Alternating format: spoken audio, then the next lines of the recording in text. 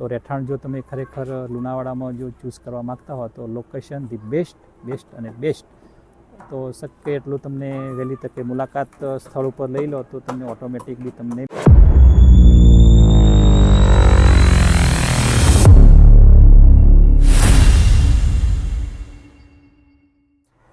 જય શ્રી કૃષ્ણ મિત્રો, રજવિહારમાં આપનું હાર્દિક સ્વાગત છે. આજે આપણા જોડે એકદમ ખાસ ને વેલ્યુબલ મહેમાન આપણા સાથે હાજર છે, મનુભાઈ સાહેબ, જેમનો આપણે પરિચય કરાવીએ. તે પોતે કાર્યપાલ ઇજનેર છે થર્મલમાં, જે સૌથી મોટું પાવર સ્ટેશન છે ગુજરાતનું, અને એમાં સર આપણે સેવા આપી રહ્યા છે અને જે રજવિહારને મેં ઓનરશિપ ધરાવી રહ્યા છે.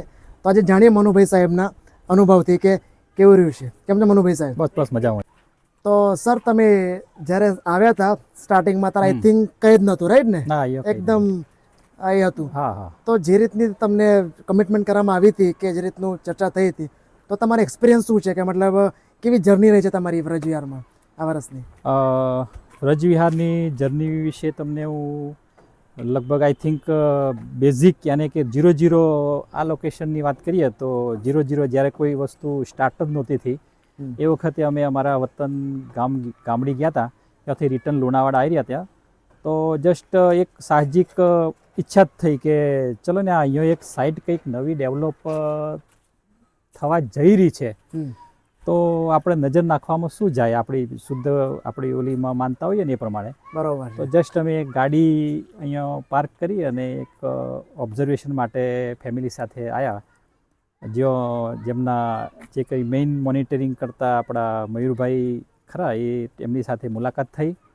અને જસ્ટ એ વખતે તો 0-0 કોઈ શરૂઆત નહોતી. આઈ થિંક પ્લાનની એક્ટિવિટી શાયદ થયેલી હતી. હા, પ્લાન. યસ. ત્યાર પછી એમની સાથે મુલાકાત થઈ એટલે થોડું ડિટેલમાં જાણવાનો પ્રયત્ન કર્યો.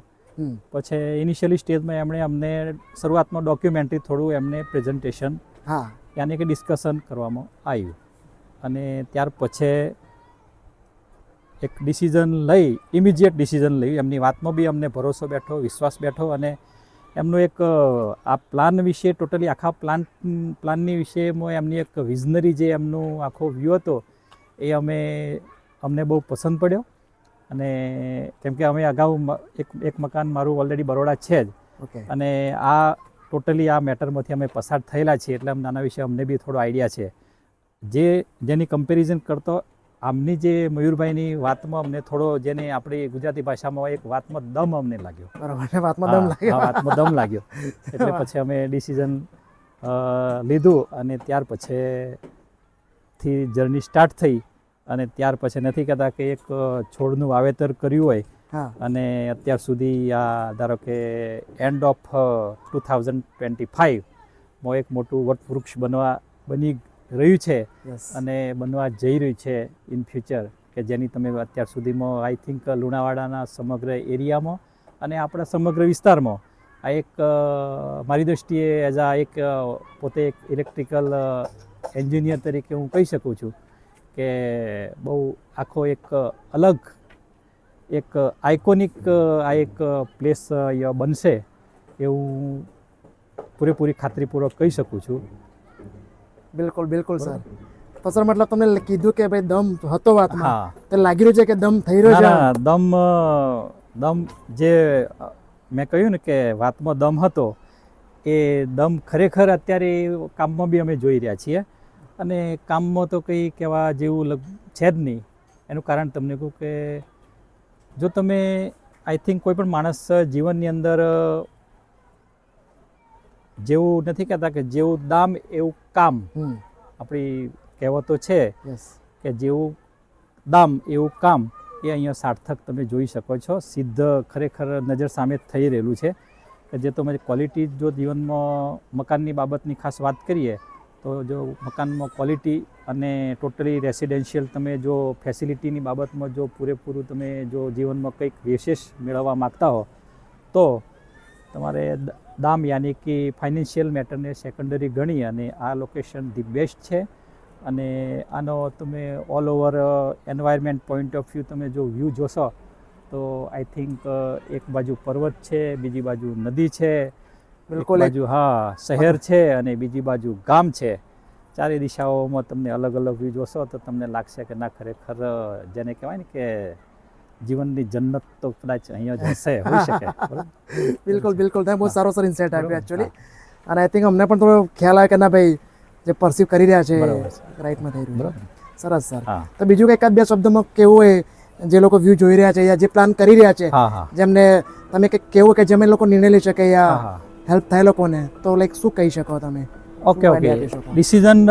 ડિસિઝન મેકિંગ મેટરમાં તો હું તમને તમારા દ્રઢ વિશ્વાસ પ્રમાણે પણ કહી શકું છું કે એઝ હું પોતે એક જવાબદાર ક્લાસ 1 ઓફિસર તરીકે અને એક પોતે હું અનુભવી એન્જિનિયર તરીકે કહી શકું છું ક્લિયરલી ખરેખર લોકેશન ધી બેસ્ટ છે રહેવા માટે, પરિવાર સાથે રહેવા માટે તમારે બહુ સારામાં સારું લોકેશન છે એન્વાયરમેન્ટ પોઈન્ટ ઓફ વ્યૂ.